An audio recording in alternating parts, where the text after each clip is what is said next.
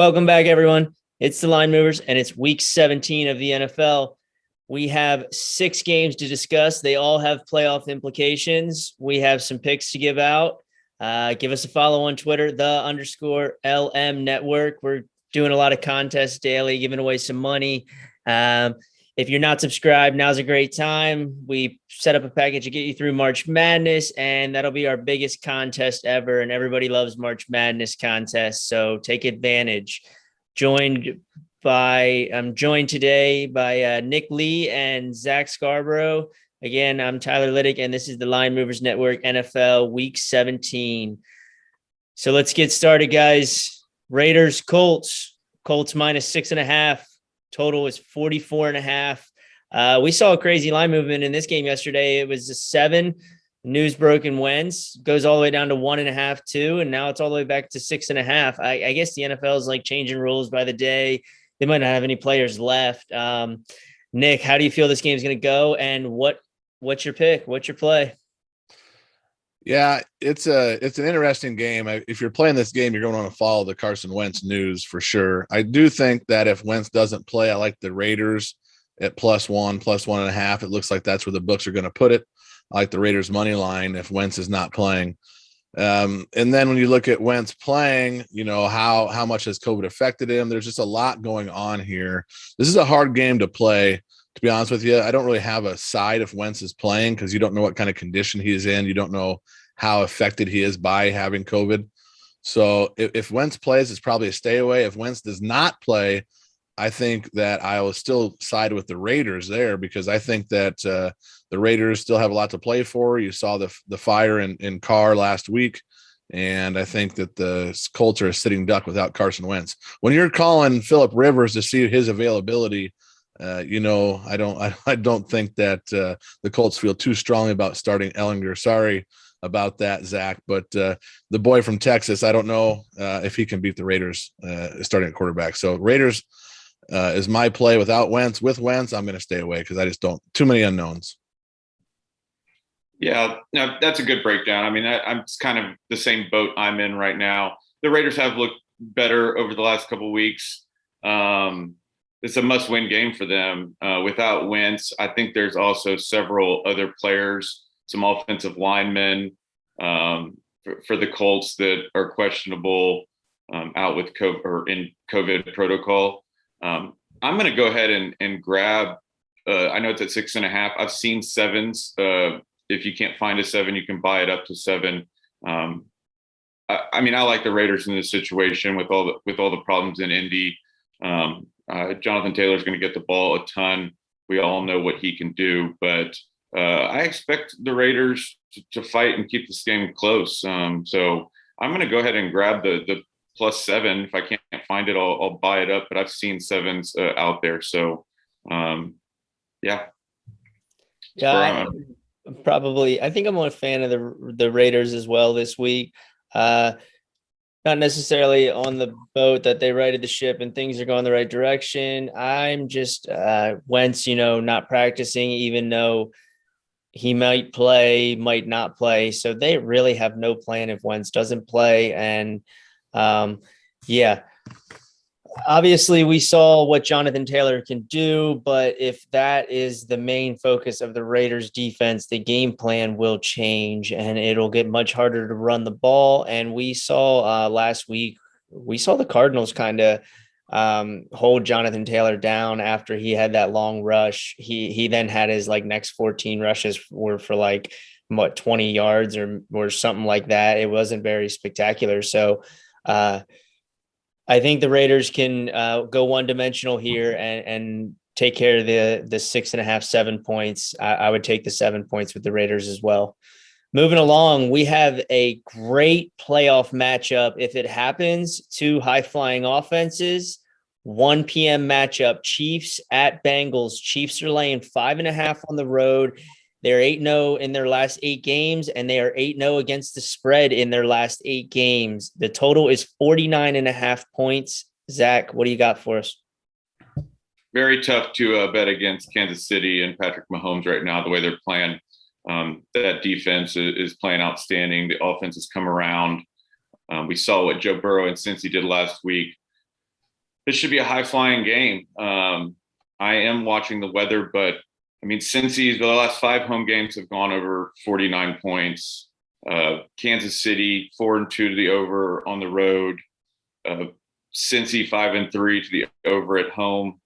Not sure if Kelsey's going to be back, but if he is, he's going to be a nightmare for Cincy, given what Mark Andrews did. And Mark Andrews is not Travis Kelce. I'm gonna watch the weather, but I'm already taking the over in this game. I think anything under 50 has got a lot of value in it. This could turn into a shootout fireworks with both of these. So give me the over. Yeah, I don't disagree with Zach there. I think that if you're looking at a total here, I would side with the over as well. But I like Cincinnati here. I think this is a big game for Cincinnati. I think Cincinnati is geared up to show that they belong in the top echelon of teams in the AFC. And, everybody talks about the turnaround of the Kansas City Chiefs defense, but don't forget about the Cincinnati Bengals defense. It has been playing well lately. And I think they come to play this weekend. And I like that offense in Cincinnati as well. And, I think this is a close game. I think the Chiefs win the game outright, but I think 5.5 is an inflated line. And, it steamrolled up to 5.5 right when it was opened up. So I think it's an inflated line. I like Cincinnati plus 5.5. And I do like the over. Yeah. Joe Burrow just threw for 525 yards. Obviously, the Chiefs offense have scored 30 points, and I think every game on this run except for the Packers game. I think the play is the over here. Yeah, it's going to be cold. It's Cincinnati football, but I think the play is going to be the over. We're probably looking at a 24-24 game late in the game, maybe last score wins if it's competitive, if there's not turnovers. So I think we'll see a good ball game, and I think the play is the over 49.5 right now. Moving along, we have the Rams at the Ravens in Baltimore. I don't know if Lamar Jackson's going to play. He practiced yesterday, but John Harbaugh is kind of hushed on the whole situation. And if he doesn't play, Hundley, I'm not sure if he'll be back either. You got the Rams minus 3.5. Total is 46.5. If Lamar Jackson's out, you're going to have to think that defensive line is going to feast. And Nick, how do you feel this one's going to go? I like Huntley. I think Huntley is a capable quarterback. So if Huntley plays, if Lamar Jackson doesn't play and Huntley plays, I still like Baltimore to keep this game very competitive at home. The Rams coming across the country after the holiday. I like the Ravens in that spot. I like the Ravens at plus 3.5 with Jackson or Huntley. If neither one of those guys plays, obviously the play there is the Rams. So stay on top of who's playing quarterback for the Ravens. But Huntley, you saw him play against the Packers. There's a lot of things that the Ravens can do with Huntley behind center that they don't do with Jackson. Huntley's not a bad quarterback. So I like a little Huntley there. In fact, with Jackson with the bum ankle, Huntley might be the better option anyway. So I like the Ravens if Huntley or Jackson plays. If they don't, I like the Rams. Yeah, I mean, this is just a huge game, really, for both teams. I believe Lamar Jackson is going to play or definitely give it a try. Huntley is definitely a capable backup situation if they need him. I love the Rams here. Baltimore's defense is going to get shredded by the Rams. I don't think the Rams, even with Lamar Jackson, are going to be able to keep pace with how the Rams are playing right now. But I really like the over. If I was going to take the Rams, I'd probably buy this, hook down to 3. But I really like over 46.5 in this game. I actually think there's going to be quite a few points. Like I said, I think the Rams get to 28 or 30 points. And I think if Lamar Jackson or Huntley's playing, they're going to have to score points to stay with the Rams. And give me the over again in this one. I think you buy this one down to 3 and you take the Rams on this one. If you're going to play the Rams, obviously we talked about this many a times. You never want to lay that 3.5 in the NFL. That being said, I do think the over is a good play. It does hinge on what quarterback shows up for the Ravens. Obviously, practice time does matter. And Hundley was playing well. Obviously, won't be practicing with the COVID situation, has to pass his test until the NFL changes their rules. So tough game, but I think if you take the Rams -3, that would be my play in this game. I just think one thing about the Rams, I have questions about their offense still. And you saw that last week. They have all the weapons in the world. Obviously, they've had some injuries. Henderson out, Woods obviously out. And Stafford did not play well against Minnesota last week. That was a struggle. And I just don't know about Stafford on the road in this situation. I mean, that's the whole question with this Rams team is Stafford. Do you believe in him? Has he ever got it done in a big situation or big games? You see him look outstanding at times, and then at times he just looks not good at all. So definitely, whatever quarterback they get that day from Stafford, but they have the ability, and this Baltimore defense is in shambles right now. So I don't see them scoring less than 28 or 30 points. So we'll see though. Yeah, and Stafford's been prone to scoring 35 points and still turning the ball over 2 times. So don't doubt that that'll happen too if anybody's looking for a turnover prop. And moving along, we got a 4:00 game and we got a great one. The Cardinals started out as the NFL's best team, or the longest undefeated team. They're visiting the Cowboys, who are probably the NFL's hottest team right now after they just got done with that thumping of the Washington football team. Yeah, we have our resident Cowboys fan on the show all year long. Cowboys are laying 5.5 at home. Totals 51.5. Zach, how do you feel this one's going to go? Hard to bet against the Cowboys right now. They are on fire. Dak, just making all the throws, all the plays, defense, offense. Everybody's hyped up. Everybody's feeding off of each other. Cardinals, what a disasterful last couple of weeks, losing to Detroit, and then shooting themselves in the foot all last week. I mean, they should have won that game last week against the Colts, and they didn't. But a huge game for them. I mean, they're not out of the division. They need some help from the Rams, and they still got the divisional tiebreaker. So a huge game, a massive game for both teams. 5.5 seems like a lot, but I don't know how the Cardinals are going to keep pace with the Cowboys if they look anything like they've looked here as of late. I don't have a play on this game right now, so I don't know. What do you have, Nick?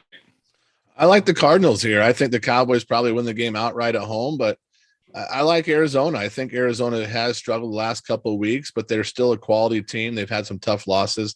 You can't explain that Detroit game, but I agree with you. It looked like Arizona should have won that game against Indianapolis last week. And I think this is a close game. I still think that the Cardinals are a formidable opponent. They have dropped in the last couple of weeks from the 1 seed down to, I think they're 5 right now. They've given the lead in the division to the Rams. But this game means a lot more, I think, to the Cardinals than it does to the Cowboys. The Cardinals need this game. I think they come in focused. I think they keep it close. I think 5.5 is too many points. Won't be surprised to see the Cowboys win. In fact, I'll take them in my pick'ems pool, but I think 5.5 is a little too high.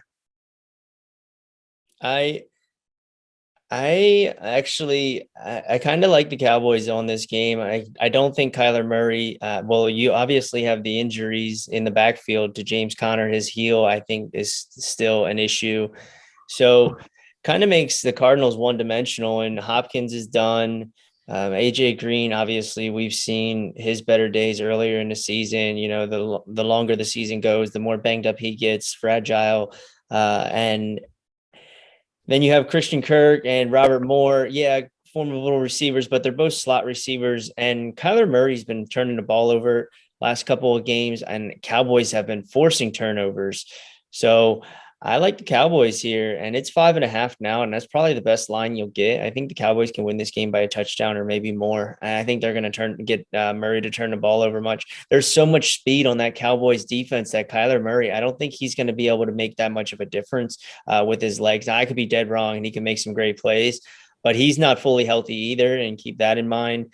So,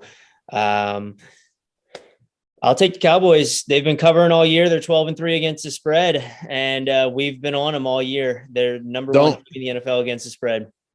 Don't overlook the motivation from Kyler Murray returning to the Lone Star State either. I mean, he's one of the finest quarterbacks to ever come out of Texas. So there's some motivation there for him to come home and play well as well. I mean, there was probably motivation when he took Oklahoma into Jerry's world too and got thumped. So I don't know. Let's just go with the Cowboys, who are 12-3 against the spread, made us money all year. How about that?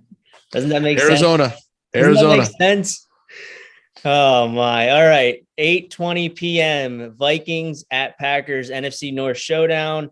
Packers are already into the playoffs. They win this game. I think that's their number one seed, determination. And they're laying 6.5 at home, and they've already lost to the Vikings this year. So total's 47.5. Nick, how do you feel this one's going to go? I like Minnesota here. I think that Green Bay's defense has shown some holes in the last couple of games, and I don't feel really strongly that they can shut down the Minnesota offense. I think this is a close game. I expect the Packers to win, but 6.5 is a lot of points, and maybe buy it up to 7 or wait till it gets to 7 if it could get there. But I like Minnesota 6.5 or 7. Buy it up to 7 if you like it. Yeah, I couldn't agree more. I really like the Vikings here. I mean, I know Dalvin Cook. I'm not sure if he's going to play or not. That's a big deal. But I mean, the Vikings have kept games close all year, and why wouldn't they here? They've beaten the Packers the last 2 times they've played them. Also, another thing that's concerning is several players have popped up on the COVID protocols for Green Bay in the last couple of days. Maybe not even big names, but that means it's running through their organization. So keep an eye on how many more people will pop up on that. Give me I would buy it to 7 as well, but give me the Vikings at 7. Yeah, Packers fan here. So my opinion on this game is Kirk Cousins is going to turn the ball over, and Rasul Douglas and Eric Stokes have playing some great cornerback lately. I think Douglas has a pick in maybe his last 4 games.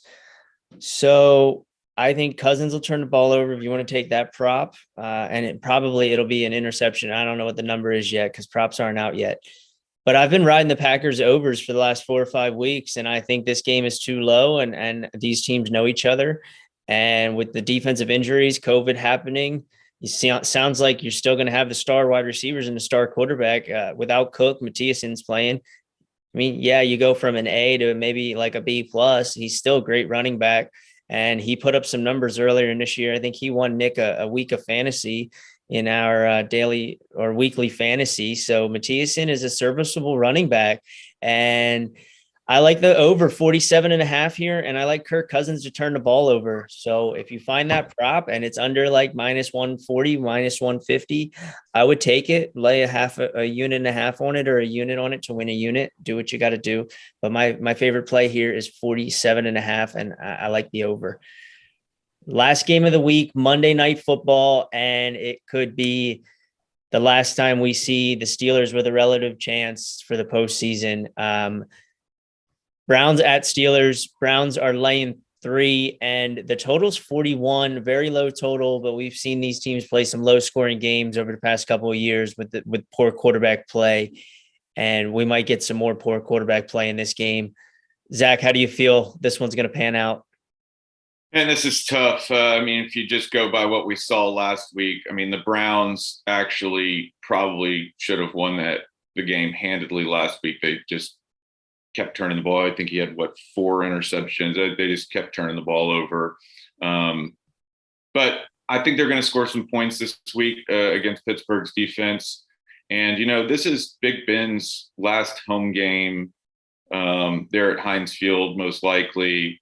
I love the over 41. I think that's too low for this game. I see both of these teams getting into the 20s. I do like Cleveland first half. Pitt has just been absolute disaster in the first half of games. I think you would pretty much cashed every single one if you would have taken whoever they're playing in the first half and then watch the Steelers just try to air it all over the place and try to make a comeback. But I can't bet against Big Ben in that company at home and maybe his last game at Heinz Field, even though that seems like Cleveland could destroy them. Give me the over. I see points. I see some fireworks been going out at home. Yeah, this is a tough game to handicap. Pittsburgh beat Cleveland 15-10 in Cleveland not too long ago. So you think, okay, well, now you're coming home and you're an underdog. I'll take the home dog that's already beaten this team once this year. That's a very valid argument. But like you said, when you look at the two teams and how they've been trending, if Cleveland would just swallow their pride and realize they don't have to win with Baker Mayfield throwing the ball 35 times a game and give the ball to Nick Chubb, they would have won last week. Mm-hmm. And I think that that's what's going to happen this week. I think that the Cleveland's going to come out, establish a run against Pittsburgh. I like Cleveland here at 3.5. I think Cleveland comes out. I think Cleveland knows you win this game and Kansas City most likely beats Cincinnati. I know they're favored.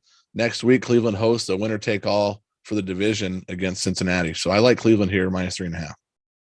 Yeah, Cleveland should have won that game last week. They shot themselves in the foot every time they let Baker Mayfield throw the ball.